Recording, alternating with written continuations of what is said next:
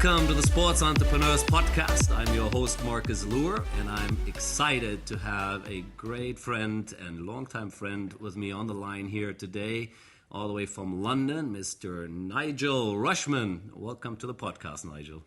Thank you very much, Marcus. It's going well so far because I'm in Monaco. Oh, you're in Monaco. Oh, here we go. Perfect. Well, that's where we normally meet anyway. Good to see that you are in your other neighborhood there. Now let's get in here, and as usual, let me just quickly introduce yourself a little bit more. As much as there are many folks who will know the name Rushmans, but maybe not everyone. So let me just sort of give the short intro of how I would describe what you've done here for the last almost 40 years in our industry. You are the man really on the events, planning, and operational side. And whether it comes to the Rugby World Cup, ICC cricket, the Commonwealth Games, Asian Games, or many other competitions, I think you've been there.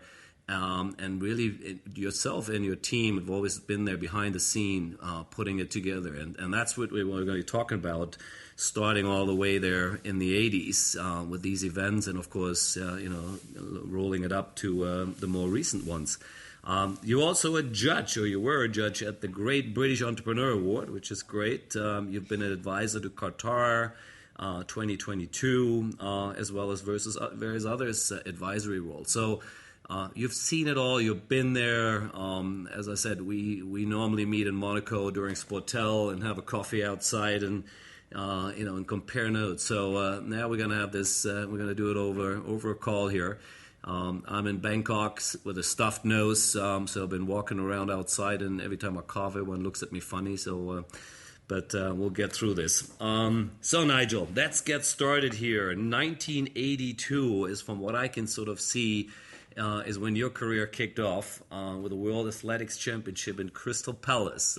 Tell me a bit more about it, or how did you get into the industry in the first place? Well, that's remarkable. That's gone well done with the research, Marcus. That's gone so far back I can barely remember it. But I do recall that was very early on in my business career. I've really always worked for myself and had my own businesses.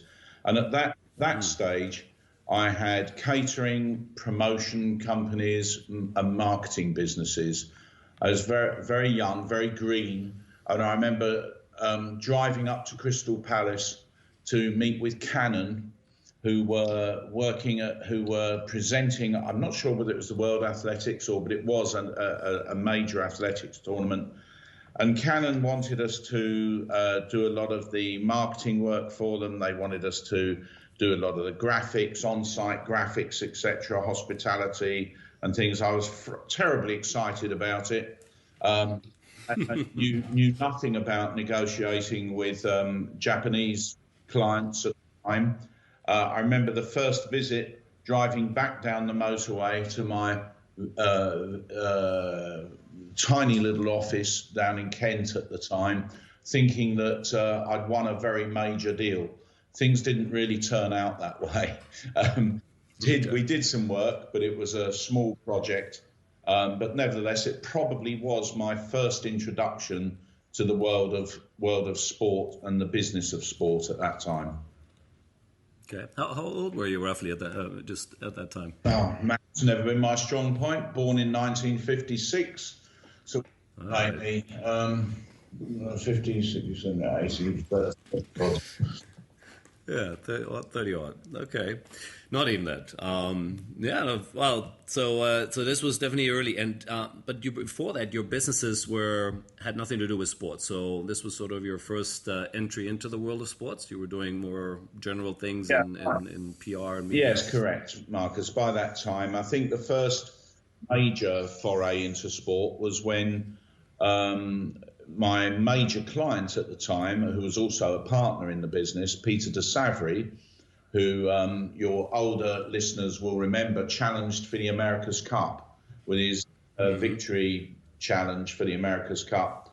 And we worked with another partner of mine, David Redfern, on that victory challenge. And that was really, for me, the first time that I was deeply exposed to the media in sport and how they were working. it was a pretty rough introduction in some ways, because we were an outside firm brought in to work on that project, and it upset just about every yacht racing PR company that there was, because we were unheard of. It upset the yacht racing media, because they weren't the target audience for our client. He was interested in financial coverage. So it upset and rocked a lot of boats. But watching that happen was interesting for me, because I thought the way media was serviced at major sports events wasn't particularly professional. I thought it was, at the time, it was cup of tea, throw them a bit of information and let them get on with it. So that started giving me some ideas. Interesting. Well, I mean, and I love this, because I've had some others on the podcast before which are similar. They kind of stumbled into the sport, in the world of sports. It wasn't really their sort of automatic original plan. But you got obviously very deep into it, and I'll jump sort of almost a decade ahead a bit here. And in the sort of early 90s, I think it was 91, you were then involved in the Rugby World Cup, which was a major event across 5 countries in Europe. And so, was that your first big gig? Because you've obviously were then involved with rugby for many more years to come. How did that all come about? Yeah, definitely. I mean, between the period that we just talked about, we dipped in and out. We were principally a PR marketing business and a strategy business, and we dipped in and out of sport. In 1991, I was introduced to Rugby World Cup by a friend and colleague, Peter Selby, who was then the chief executive of Keith Prowse Hospitality. And he effected the introduction to Rugby World Cup and said that they wanted some media services and accreditation services. And to be honest, not many people really understood what that meant at the time. And if I'm honest, I'm not sure we entirely understood what it meant. But, I remember us doing a huge amount of work to get proposals together. We were very fortunate in that, a funny aside story was that the tournament director was a lovely man called Ray Williams, no longer with us, sadly. But Ray Williams came to interview this fella he'd never heard of, who was running some PR company in London, Nigel Rushman. And on the day he came to interview me, obviously it hadn't occurred to me, of course, Ray Williams' name, he's Welsh. And I took him for lunch at a restaurant around the corner, and it happened to be St. David's Day, and they'd flooded the restaurant with daffodils. I'm sure he thought it was marvellous, and I'm sure he thought I arranged it all. It was a coincidence, actually. But anyway, we got on very well, and we worked extremely hard because in those early days of Rugby World Cup, the first Rugby World Cup had been in 1987, and I noticed on one of your previous podcasts, Michael Payne mentioned that Western Alley, of course, had pretty much founded that Rugby World Cup in New Zealand. Right. Alan Callan had done a deal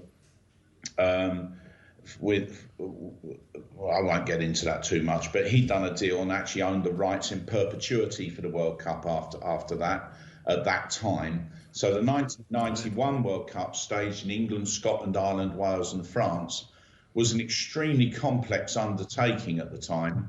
You've got 5 rugby unions, some of whom weren't the best of friends, who didn't particularly want to talk to each other.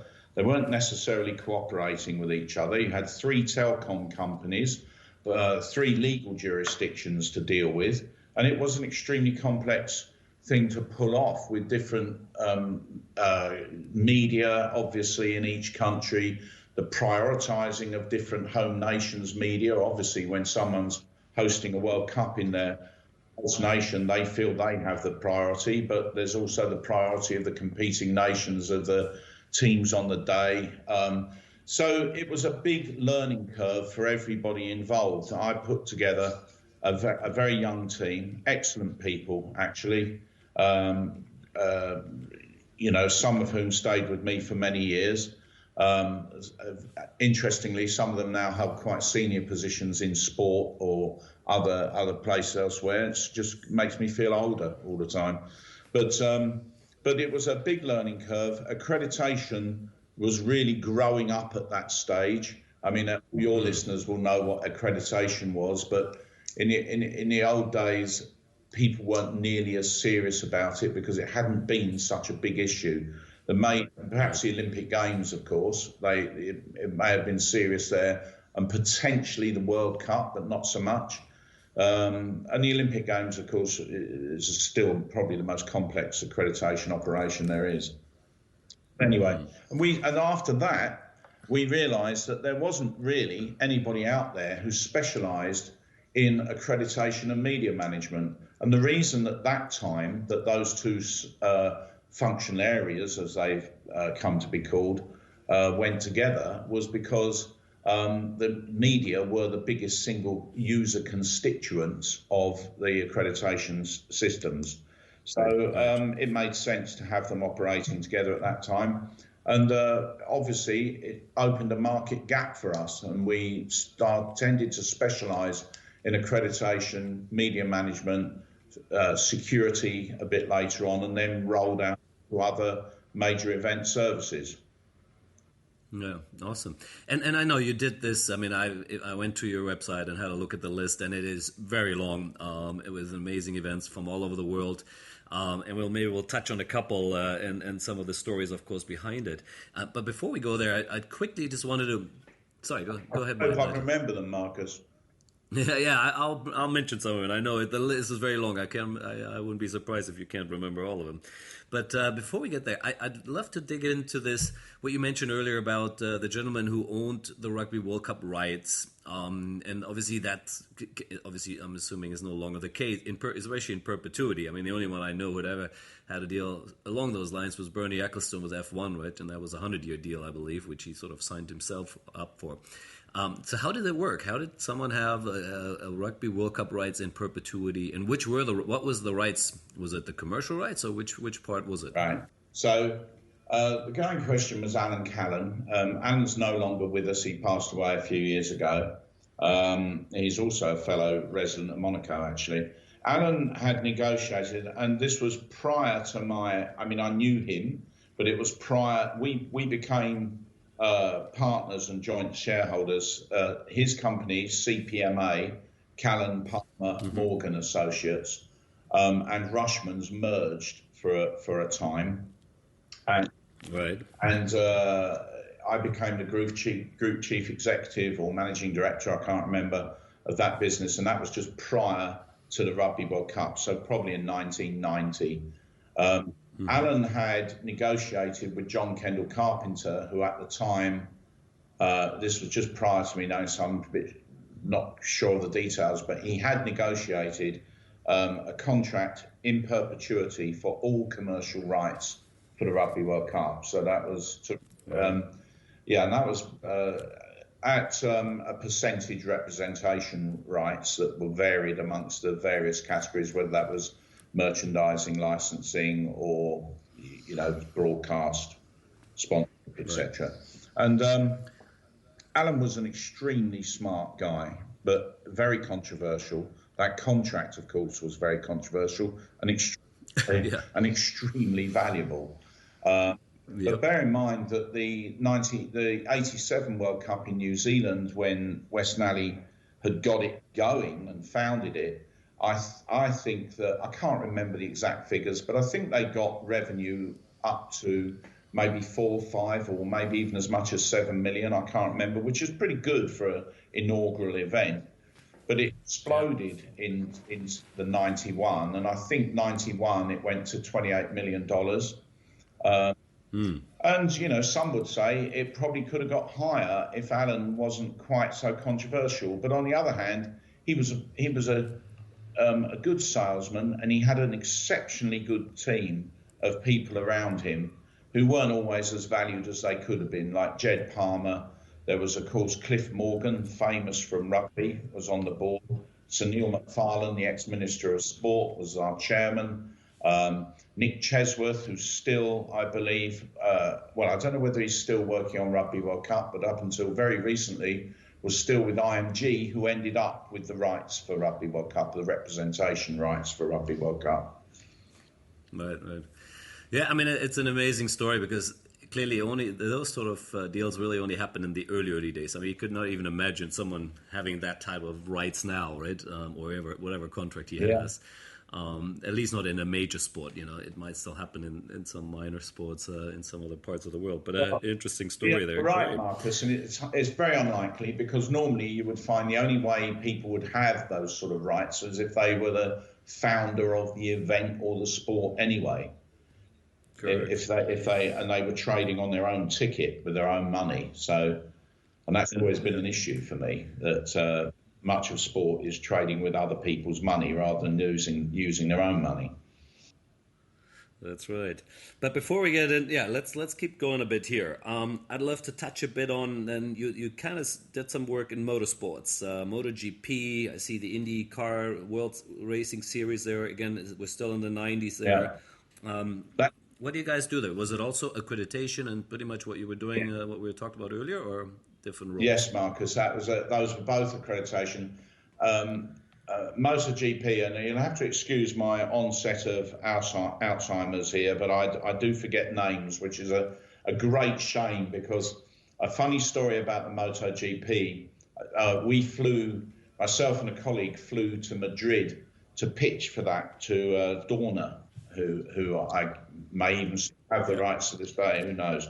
But we pitched to Dorna, and we were going through our pitch on the plane on the way over there. As we were getting off the plane, the chief executive of Dorna, who we didn't know, had been sitting right behind us, had never met him. He said, "Hello, you must be Nigel."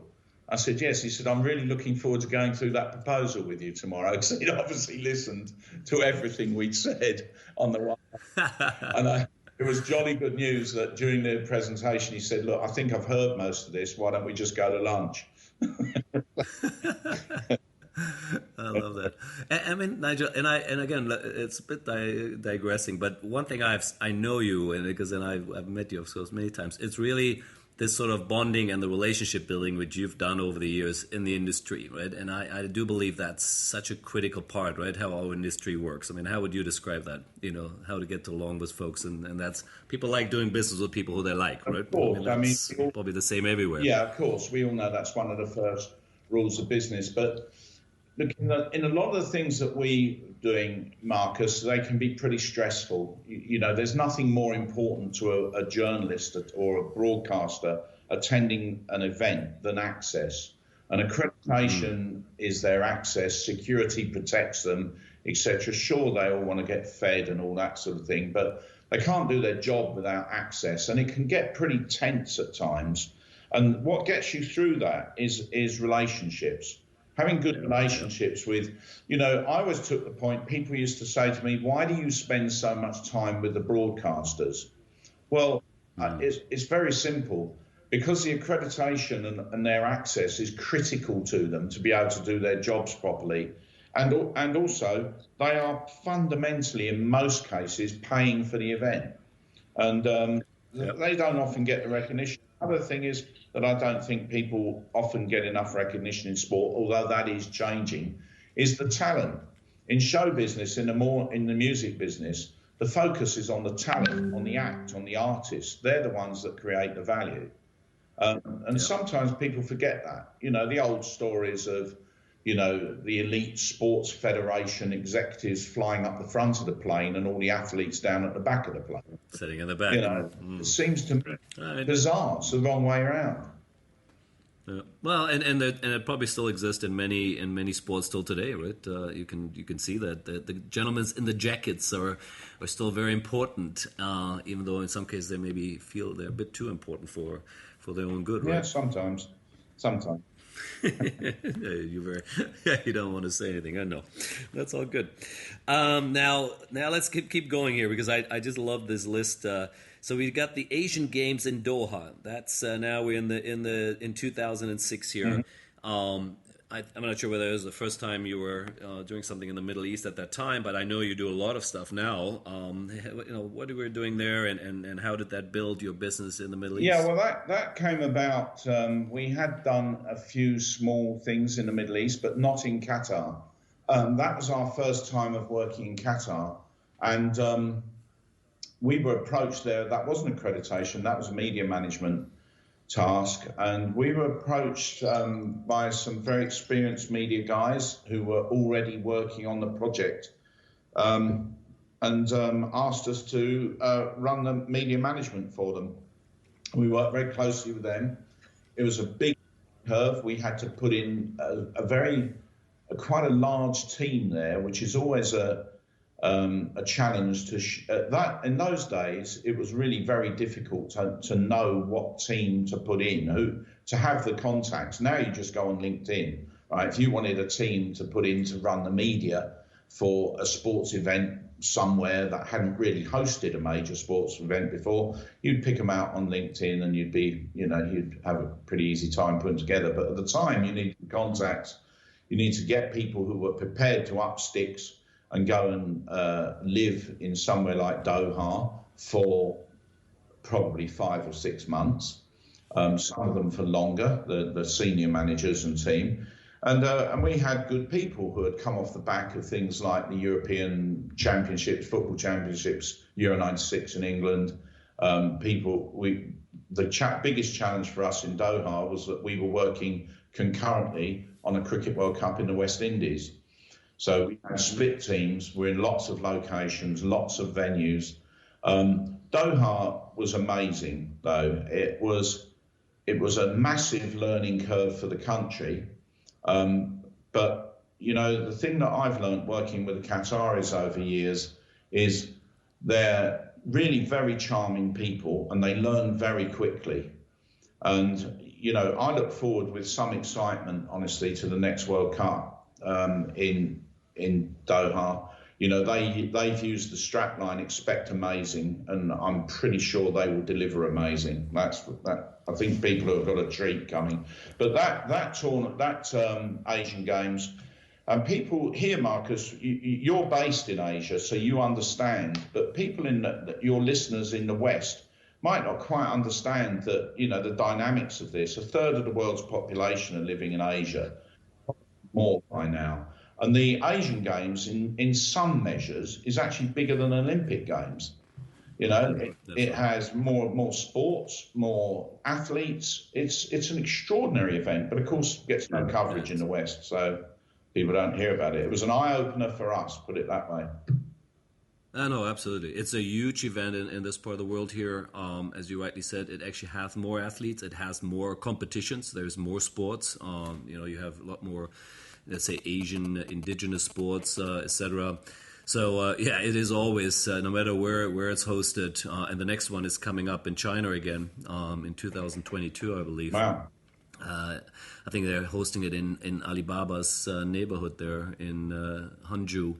So the event is always been very, very large, and for Asian countries it is you're competing more, I guess, on an even playing field. That's really why it is so important. You're not really competing with the rest of the world in that sense. So winning a medal and winning the table, which mostly, of course, China and Japan, the big nations, would do, is critically important. So, but you built obviously a very, very strong relationship at that time, because from what I can see, you are still an advisor, and you were an advisor when Qatar was bidding for 2020.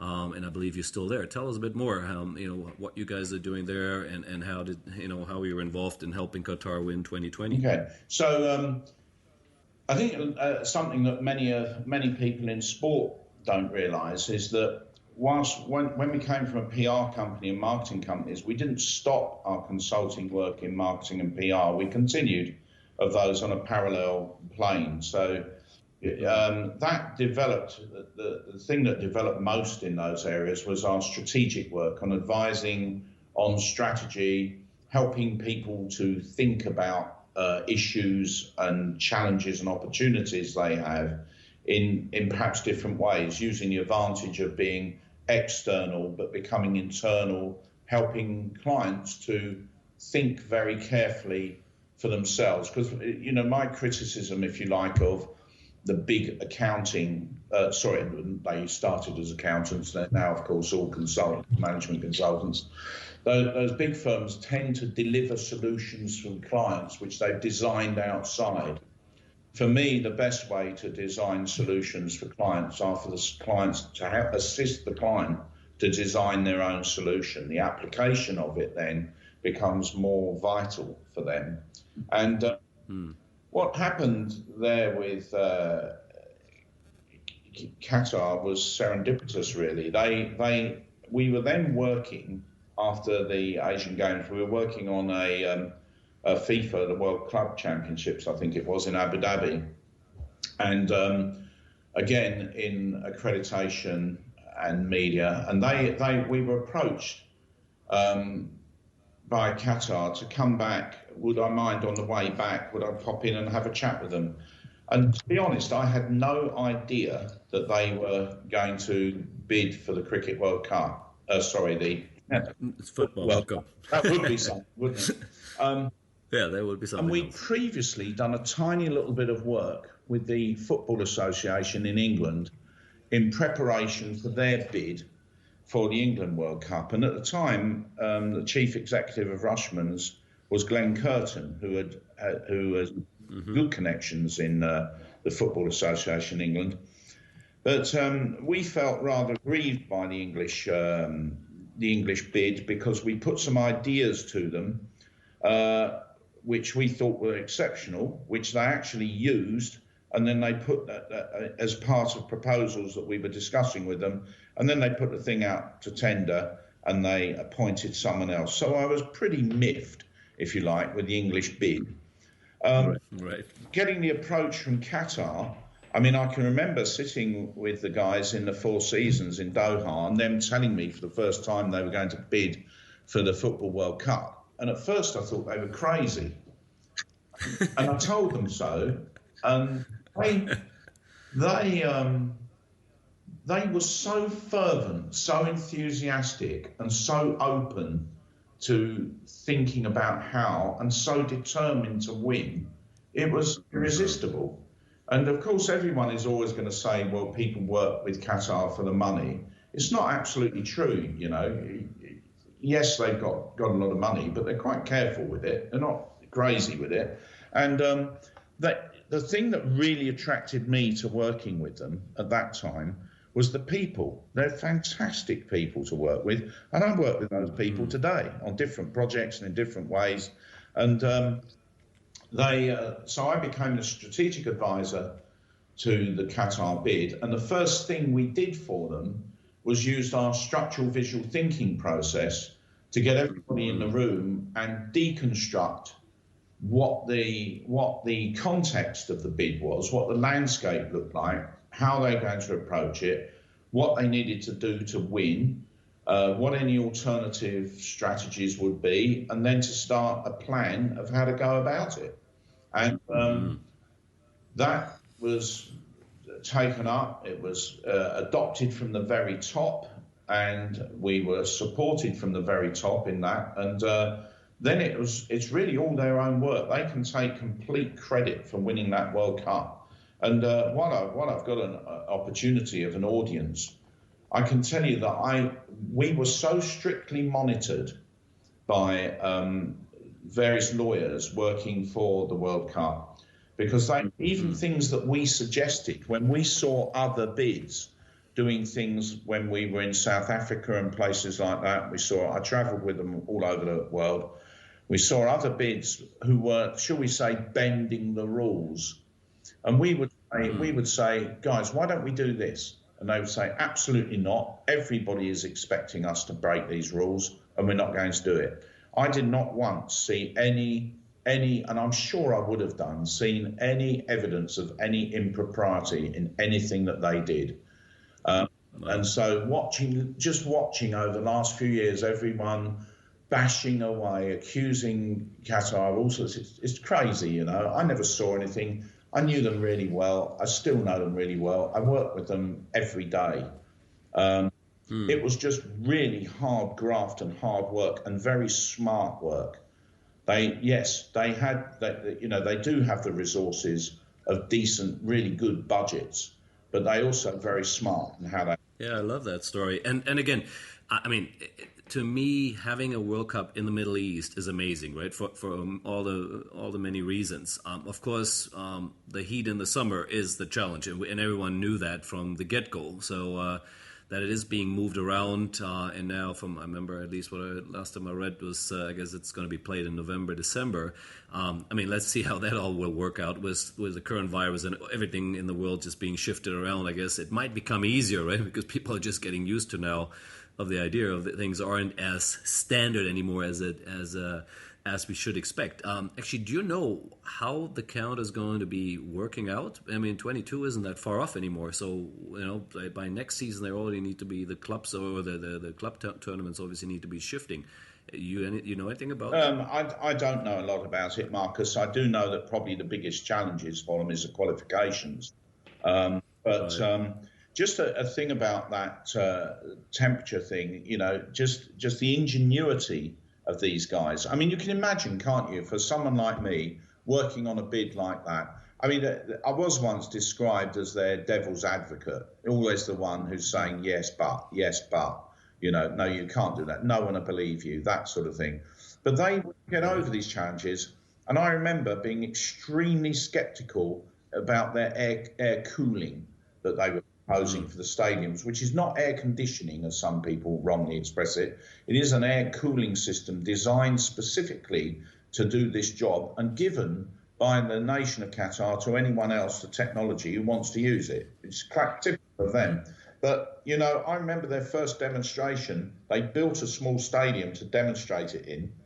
The first time I sat in it, it was 38 degrees outside. It was so cold inside in an open air stadium that I had to put a jacket on. It was like being at Chelsea in March, Right. So, and I've sat on a beach where they air cooled it with this air coming up through the sand of the beach. It was too cold. I had to go and sit somewhere else. So, Incredible. yeah, it is incredible. But yes, there will be challenges, I'm sure, with the qualifications. I mean, Doha is hosting rounds of the AFC Championship now as we speak, I believe. So they're getting pretty good at hosting in these new stadiums, and I'm sure they will do everything to make sure that this World Cup is amazing. Yeah. Now, I know since you're doing work with them, again, I'm assuming you would know a bit about this space, that some of these venues are being built, or the stadiums are obviously built, what I would call sort of temporarily, and then potentially being shipped into other parts of the world and donated or sold. Is that still the plan, or what's the latest on that? Yeah, Do you know anything? as far as I'm aware, that's still the plan. And just to make it clear, most of my work with Qatar now is in other fields, more on the fields rather than directly with the World Cup. My friends at the World Cup, although I am hoping to some of the projects that we're talking about at the moment will come to fruition. But anyway, look, they've always had the plans of one of the stadiums is built with shipping containers. Others are built in demountable fashion where they can be reconfigured.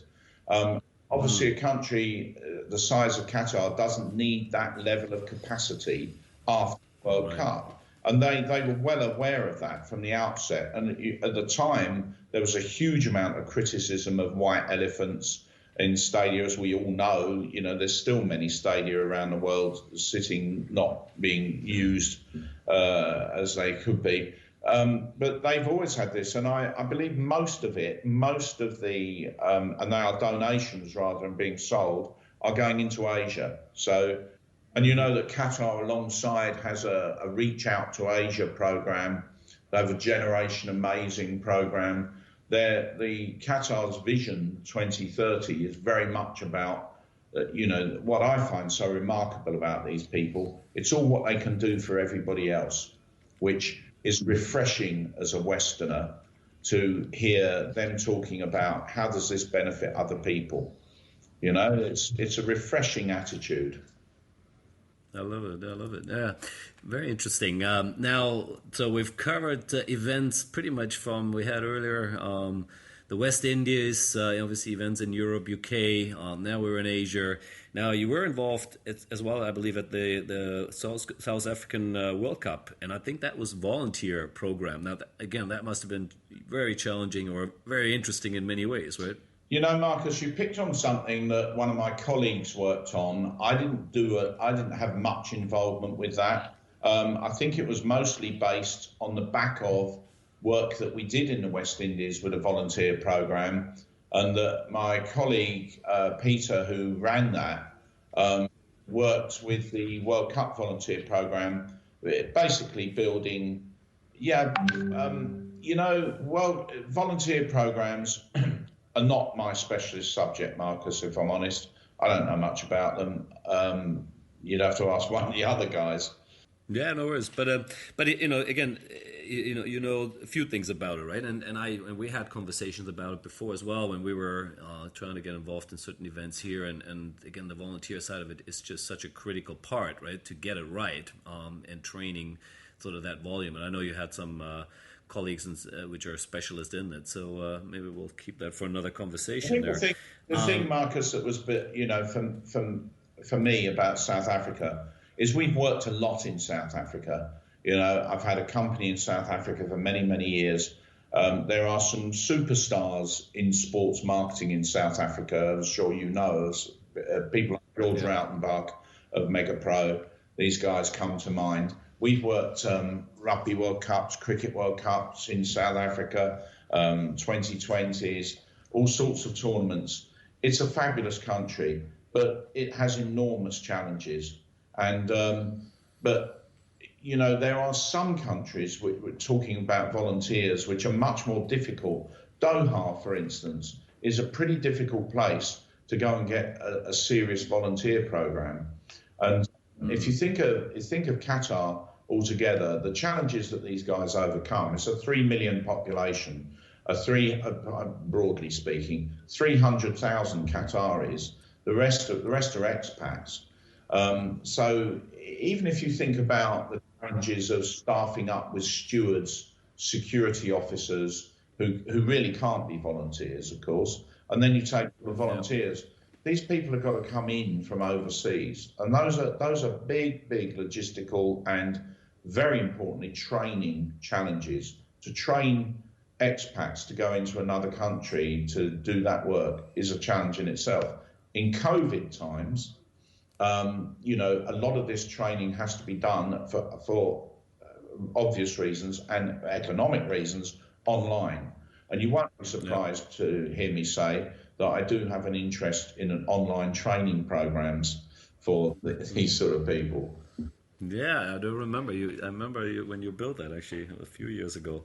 Now, another one I want to pick on, and then we'll go a bit into a different direction here, is what you did at the London Olympics. Because again, I thought it was really interesting that you were involved in accreditation, but in this case for the non-accredited media. And I remember we were sort of trying to replicate some of that in other parts of the world after, which maybe didn't quite work out there. But talk a bit about it, because I feel it was a really interesting opportunity and how you guys positioned it. Because you worked with the City of London, right, to be specific. Sure, we did. We did two things. We did two things during the Olympics in London. One was to run on behalf of the Mayor of London, City of London, the non-accredited media centre. And what that's for is for news media and people who are going to come and visit the city. And obviously, London wants to put on its best face for them, but they're not sports journalists. They're not going to be covered by Olympic accreditation. But also, it's a mistake to just let these people go unshepherded or just let them loose in town. There are insurance aspects of things about film crews just going out onto streets and filming and things. So it's become quite the norm now at a major event to have the host city run a non-accredited media centre, and that's what we did. Another aspect of our involvement in the London Olympics was with the knowledge of LOCOG, the London Organising Committee. I'm not saying approval, I'm saying with their knowledge, We ran broadcast studios in Marshgate Lane around the side for a lot of other broadcasters who didn't get enough capacity in their Olympic accreditation. Obviously, so we built studios, we built stand-up positions that broadcasters could use, and that's something we've done in as well. And that's often where I say, the difference between us and others is that we will risk our own money. We'll do that on our risk. There's no client as such. We take the financial risk. That probably means that we deal with money in a slightly different way than some other organisations. Yeah, and it's a very nice segue into I know something which is dear to your heart, and that is how how big a lot of these budgets now become, and how in some cases in events which maybe used to be run by 30, 40, 50 people, now you have hundreds of people in the organizing committee, and I think you believe is that that is overblown and money often spent in the wrong way. What dig a bit into I certainly agree with you. Now, look, there's a bit of history to this, but to try and make it brief, because when the Sydney Olympics was run, was really, in my view, a step change in major sports events. The Sydney Olympics, Sydney threw everything at those Olympics, and by every measure, everyone says it was a wonderful Olympics. But what it did do was spawn a massive organisation. It really did ramp up the idea of functional areas, and those functional areas went on to be developed into a lot of siloed organisational things. So everybody working in their own areas, no cross-fertilisation or even communication in many instances amongst those. It also spun out into other events in terms of, oh yes, well, you do need someone. Not only do you need a transport manager, an assistant transport manager, a deputy transport manager, and yes, you need those in every single location, every single venue. You also need a parking manager, a parking this guy, and this guy, and this guy. And more of these people became on staff rather than as volunteers. And it just ballooned out of all control. And then if you take something like, look at the 1991 World Cup, which I maintain to this day is the most complex Rugby World Cup ever staged because of the nature of it being amongst 5 host unions. That in itself is a big organisational burden. But it would have a tenth of the number of people running it then as a World Cup would now. And yet there's a similar amount of matches. There might be a few more matches. There's a few more teams, but not much. There's a few more spectators, but not much. There's less media, journalists, written media, because they've all consolidated. And there's probably about the same amount of broadcasters attending. So, for me, and a big part of the work that we do now commercially for organisations, especially in the US, is about optimisation of operations and budgets and things. And I think the reason that we've become very good at that was because in those days we were doing it with our own money. So if we were profligate, if we overspent or overemployed, I can just hear the people that used to work for me listening to this saying, "Oh, you worked us to death, you dog." But in all reality, is we were never given the sort of budgets that people have now, that people have internally. So huge allocations of budgets are made, massive amounts of staff, and if people look within themselves and are really honest, they know damn well that on many of these major events around the world, there are people sitting around doing pretty much nothing. And I've seen it, I know it, I could prove that if I have to. And I think it's disappointing because actually what that does is take money out of wherever it should really be going, which is probably the development of the sports or charities in sports or not coming out of the public purse. And that was another big change. when major events became so huge they couldn't possibly survive without the support of governments. And then at the moment you do that, of course, you've got public money coming into events and things, and that's a different spending environment altogether.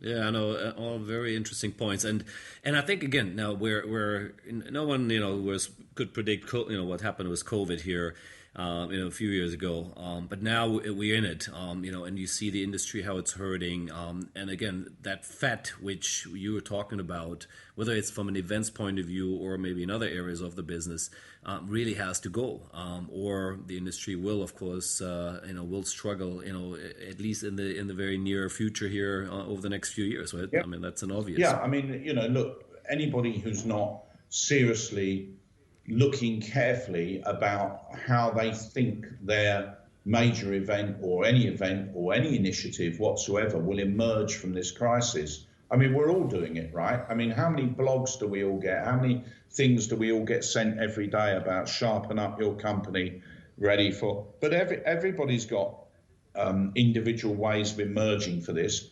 The thing we'd all like to know is when we're going to emerge from this current crisis. Very difficult. But I do think that anybody who sits in any industry or any organisation anywhere and thinks their operations won't be changed by this is dreaming. Absolutely. And that's obviously some of the work you guys are doing now, right? If I sort of look at that correctly, what we talked about earlier, strategy planning, optimization, using mind mapping, or what you guys call structural visual thinking. This is really what it's all about, right? That's I mean, that's our focus. That's certainly 95% of the work. I mean, and just a slight correction from mind mapping, which was really much invented by Tony Buzan, who also passed on recently.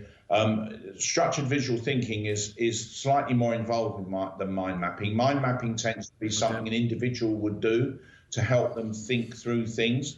Structured visual thinking is how it normally transpires for us in our context, is that when a client has any sort of challenge or opportunity, we would like, with my partner John Caswell, we would go into a room, a large room with white walls, we cover it with electrostatic paper, and we draw out all of the issues and draw out of the client everything surrounding that problem, and we deliver for them a cohesive framework and strategy coming out of that, of how they're going to approach their challenge or their opportunity. And then often clients ask us to get involved with continuing with the implementation of those solutions. Very interesting. Can you give us some examples? I know you've done some stuff in Cuba, and you're working with other governments around the world. Or companies. Give us something specific maybe here, just as a good example. Okay, this is where it gets difficult for us, because as you all appreciate, anyone who has challenges and opportunities, they normally don't want them discussed with anyone. Okay. So I can give some, rather than specifics, I can give some generalizations. It might be a commercial organization restructuring and thinking about how they're going to adapt to a change in market conditions or a new technology that is changed their market landscape or changed their operating parameters or abilities. So it could be a motor manufacturer saying, how are we going to respond with the onset of electric vehicles? It could be a technology provider finding that their telecom technology is about to be superseded by something else, and how should they respond to that? Should they invest in it, try and acquire it, withdraw from the market entirely and focus on other? So looking at their options, opportunities. It could be broadcasters coming to terms with the growth of DAZN. It could be DAZN looking at how they look at other broadcast. So it's very varied. I mean, the easiest way to think of it is any challenge or opportunity that is worthy of some serious thought And we challenge people to think, I don't like the expression outside the box, but we challenge them to think about it using different thinking models of thinking, and help them, assist them through that process. Yeah, I like that. And I think you're on the website, the tagline is uncommon thinking to deliver common sense. And I think I love that, the part about common sense, because in most cases, that's really what it is, right? It is really just bringing it down to common sense for folks. And I guess your format or your structural visual thinking is what gets to it. That's the end result. That's absolutely spot on, Marcus. You should come and help us work for us, but you should get on the sales trail for us. But the other thing, Marcus, I would say is because along with many of your other guests on this podcast, I'm now reaching those venerable old years. There's one good thing that I've spotted about, there are two good things I've spotted about getting older in this business or any other business. One, you start to care less about what people think, which enables you to be more frank and more direct. And secondly, you have that little bit more experience where you've probably bumped up against issues and problems similar in the past, and you can impart those learnings onto others to help them when they bump into similar issues. Absolutely, yeah, and look, you're in your mid 60s here. You've done amazing stuff over 40 years in the industry, which we touched on across the board. And I want to get, while we're wrapping this up here, just a couple more thoughts from you. Number one is, if you look at your career, what's your biggest learnings? What would you give to yourself if you go 40 years back, and knowing what you know now? What would you tell yourself? Never react in haste. Always sleep on it. Always think carefully about how you will respond, and always try and think through all the angles from everybody else's perspective. Nice, I like that. Yep, that's a great tip there. And of all the things which you have done, and I know you've been very successful in your career, but there are failures, of course, as well. What would be sort of one of them, if you want to talk about it, and also what you learned from it? I would say two things that I'm most proud of, the greatest successes. One was the 1991 World Cup, because it really was flying by the seat of your pants stuff for everybody involved. And they were a super bunch of people. And of course, everything has its ups and downs. The other one would have been the triumph of Qatar 2022, winning the World Cup. That was an outstanding moment in my life and everybody who was involved. I can imagine. That was a once in a lifetime night in Switzerland, and there was a.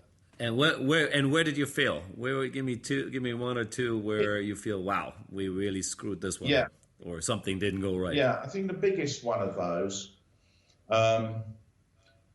There's two things, Marcus. I'm sure along the way there have been people that I haven't done the best as well for as I could have done. I've tried to live by going on by saying never step on people, never intentionally disadvantage anybody else. I've tried to live with that. I hope I've done that, but I'm sure there will be transgressions. The biggest disappointment, I think, or the biggest commercial error maybe I made, was that I worked very hard to democratize accreditation for smaller events by building a system called iAccredit, which was an online accreditation system, a software as a service system, where people could just go on and do accreditation themselves. We failed in that. I think there's numerous reasons, far too long to go on here. That was a huge disappointment for me. I invested heavily in it. I think it was a great idea. I still think it's a good idea. We were asked for it many times over the years, but I don't know. We just didn't get the right demand for it. Maybe I spent too much on it. Anyway, I certainly learned a lot of lessons from it. Yeah, and I do remember we had various conversations about it, and so obviously didn't follow it. So that one unfortunately didn't quite happen. I know you build an amazing platform there, but I guess the demand or people didn't really pick it up as you expected. Yeah, not enough. There wasn't enough volume going through it for us to keep maintaining it. Yeah, interesting. We all had some of those, trust me. Still, if anyone wants to buy it and take it off our hands, very cheap price, more than well. We'll keep that in mind. Now, wrapping it up here, looking a bit forward again, we got obviously crazy year here, 2020. Well, I'm sure most people are happy when it's over. But it doesn't look like 21 is going to be that much easier, right? Yes, we've moved these big events up, the Euro, Olympics, and God knows how many other events who didn't happen this year, all trying to come back next year. But this virus isn't going anywhere anytime soon here, from at least what I can see. What do you see what's happening, and how would you, as being an events man, been around all these events for 40 years, what would you give some advice, or how would you look at it? Well, I think the first thing I would do is, and I know how difficult this is for people, is I would try and keep things as fluid as I could at the moment. Not putting big markers in the stand and saying, okay, we're postponing to February of 2021 or something, because I think it can almost do as much damage having to keep rescheduling. It's a lot of work to reschedule an event, and to keep rescheduling, I think people, when they can, and I know this is difficult, is try and stay fluid and say, look, we're keeping it under review. We cannot host it at X time, but we're going to keep it under review. And as soon as things stabilise a bit, we'll set a new date. That's what I do. For our own thinking, in the projects that we're involved with, we've been strongly advised by some very senior scientists and committees and things that certainly in the US, we're not planning to do anything. We're not even considering any live gatherings of any people until the second half of 2021. Right. Yep. And I don't need to be a scientist. I would say the same. Yep. And it just, that's what it appears, right? It's clear that there's still going to be too much uncertainty. There's most likely not a vaccination out there yet. So, and these large, that's what these large sporting events we've been talking about the last hour, which they're all about, right? I mean, every time I watch a clip of a football match now with a full stadium, where you have the sound and the roar of the stadium, you're like, wow, I do miss that, right? I mean, it's just so different to watch it now with an empty stand, and no matter how great the soundtracks and other things they come up with, but it's just, you miss that crowd. Sure, of course. The other thing to consider, Marcus, is the psychology of people. Is are they going to travel to mega events, right? Are people going to want to travel halfway around the world to visit a major sports event? There's a lot of work to be done on regaining the confidence of spectators. Yeah, absolutely. I think there is so many moving parts. The organizing committee is only one part of the puzzle, right, of how they would deal with it on the ground. Oh. You have to bring the athletes in, right? How do the athletes prepare? If you keep saying, sorry, I can't tell you when the event's going to happen. It will happen, but I can't tell you right now when. No. How on earth are you going to prepare for that? Never mind if you are a fan and you want to come and visit the event, how will you book your stuff? So it's so much up in the air. Yeah. It's unbelievable. And clearly, neither you or me will figure it all out here, but maybe we're part of it in small ways across the world, and we'll maybe continue to be there for a bit longer. Yeah, you prompted me to think a little bit harder about that, though. So yeah, good. Let's go do that.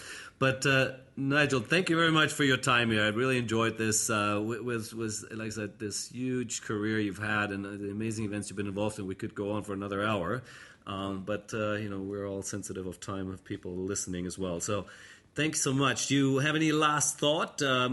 Just in case, people can catch you at nigelrushman.com. That's your own blog. People can follow that. And of course, rushmans.com is the website for the company. Any other things you'd like to mention? Thank you, Marcus. I'd like to thank you for inviting me on here. I feel almost unworthy given some of the company I'm keeping with your other guests, many of whom I know, and maybe having a good chuckle at my expense. But anyway, I'm sure we'll all hook up soon. Thank you very much. I've enjoyed this. It's good to rake over things. But anybody wants to get in touch with me, please do. Nigel Rushman at rushmans.com or through the website or anywhere. Appreciate it. Awesome. Nigel, you have a great day there and great weekend coming up in Monaco. I'll talk to you soon. Yeah, thanks, Marcus. Cheers.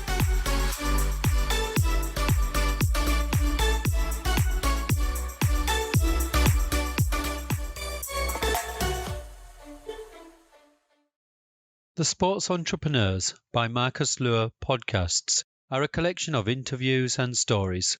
All content in this podcast is the copyright of Marcus Lure. Reproduction and distribution of the presentation without written permission of the owner is prohibited. All rights reserved.